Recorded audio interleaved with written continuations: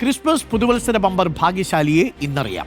ഉച്ചയ്ക്ക് 2-ന് തിരുവനന്തപുരം ഗോർഖി ഭവനിലാണ് നറുക്കെടുപ്പ്. ടിക്കറ്റൊക്കെ എടുത്തായിരുന്നോ? ടിക്കറ്റ് എടുത്തില്ലെങ്കിൽ ഇനിയും എടുക്കാനുള്ള സമയമുണ്ട്. ഇത്തവണ ടിക്കറ്റ് വിൽപ്പനയിൽ ലോട്ടറി വകുപ്പിന് റെക്കോർഡ് നേട്ടമാണ് ഉണ്ടായിരിക്കുന്നത്.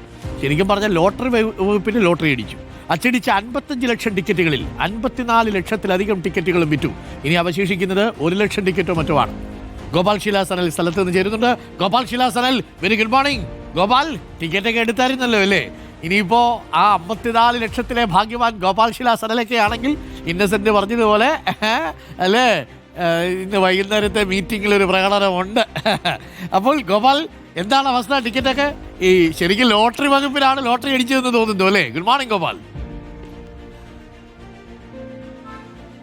Good morning Arun. എൻ്റെ ഭാഗ്യത്തിൽ എനിക്ക് വലിയ വിശ്വാസം ഇല്ലാത്തതുകൊണ്ട് ഞാനിതൊരു ടിക്കറ്റ് എടുത്തിട്ടില്ല. എടുക്കണോ വേണ്ടോ എന്ന് ഇപ്പോൾ നമ്മുടെ ക്യാമറമാനായിട്ടൊന്ന് ചർച്ച ചെയ്യുമായിരുന്നു. ഷെയർ ഇട്ട് എടുത്താലോ എന്ന ആലോചന ഇപ്പോൾ ഉണ്ടായിട്ടുണ്ട്. എന്തായാലും ഞാൻ തിരുവനന്തപുരംകാരുടെ പ്രിയപ്പെട്ട കിഴക്കേക്കോട്ടയിലെ ഭഗവതി ലോട്ടറീസിലാണ് ഞാൻ നിൽക്കുന്നത്.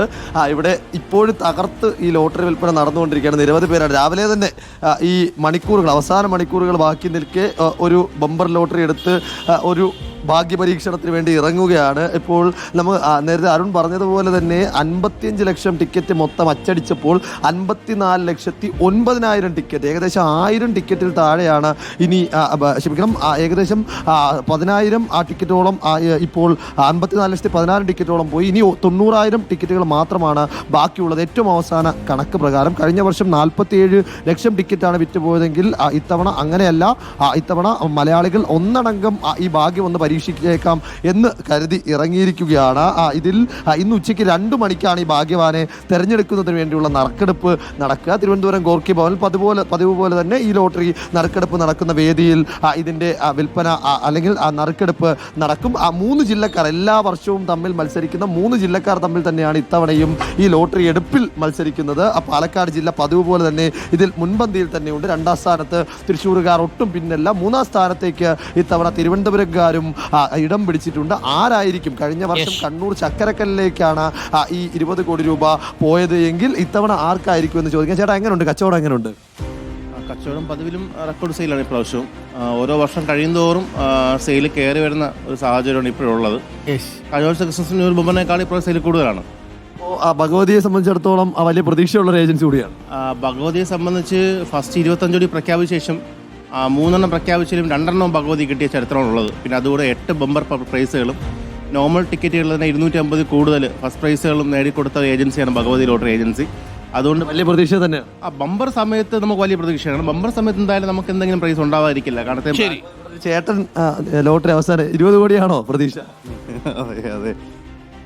അവസാന മണിക്കൂർ, ഇനി സമയമൊന്നും ഇല്ല, എടുക്കാൻ വേണ്ടി എടുത്തോ? ടിക്കറ്റ് എടുത്തോ? എടുക്കാൻ പോവുകയാണ്. എന്തായാലും ഭാഗ്യം രക്ഷിക്കട്ടെ. അല്ലെങ്കിൽ നമ്മുടെ ഇന്നത്തെ വീഡിയോ ജേർണലിസ്റ്റ് ആരാണ്? ഗോപാലിനോടൊപ്പം വലിയ പ്രതീക്ഷ തന്നെയാണ്.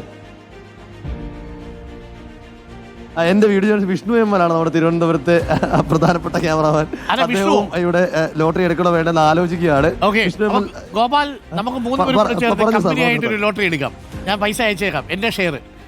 വിഷ്ണു, ഗോപാൽ, ഞാൻ 3 പേർക്ക് 10,000 രൂപ തന്നാൽ മതി. 20,000 10,000 രൂപ.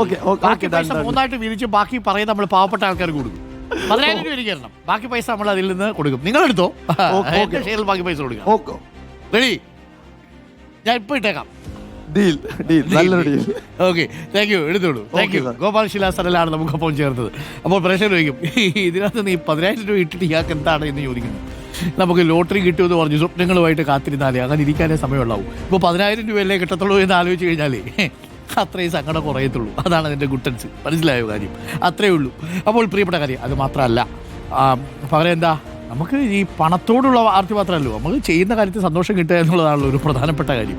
അപ്പോൾ ലോട്ടറി അടിച്ചിട്ട് കിട്ടിയാൽ, ഞാൻ തുടക്കത്തിൽ പറഞ്ഞു, നമ്മുടെ അമേരിക്കൻ എഴുത്തുകാരൻ പറഞ്ഞു, എഡ്വിൻ പറഞ്ഞതുപോലെ വിരസതയുണ്ടാക്കാൻ പറ്റിയ സംഭവമാണ് ഈ ലോട്ടറി. ലോട്ടറി കിട്ടിക്കഴിഞ്ഞാൽ പിന്നെ നിങ്ങളുടെ മുന്നിൽ ആ പൈസ കിട്ടി, ഇനി എന്ത് ചെയ്യും എന്നൊരു ചോദ്യം ഉണ്ടല്ലോ.